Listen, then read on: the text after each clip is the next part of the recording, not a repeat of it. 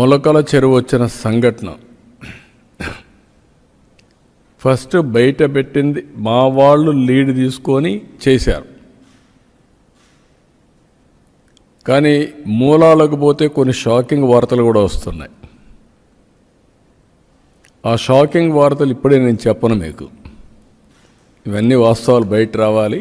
దీన్ని అంత ఈజీగా వదిలిపెట్టను. ఇవి చూసిన తర్వాత నాకు అనిపించింది, దీన్ని ఒక సిట్ వేసి టోటల్గా ప్రక్షాళన చేయడానికి ముందుకు పోవాల్సిన అవసరం ఉంది.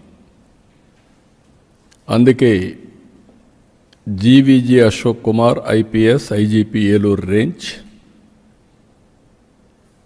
Rahul Dev Sharma IPS director enforcement provision and excise,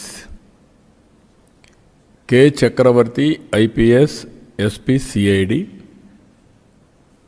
Mallika Garg IPS ఇప్పుడు టెక్నికల్ మెంబర్గా ఉంది, అదే మరి ఆర్టీజీఎస్ కూడా పనిచేస్తుంది ఆవిడ్ని.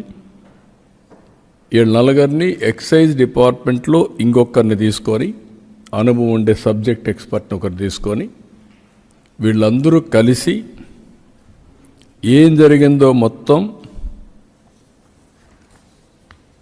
ప్రక్షాళన చేసే దిశగా, తిరిగి ఎలాంటి నేరాలు చేయాలంటే వణుకు పుట్టేట్టుగా చేస్తాం.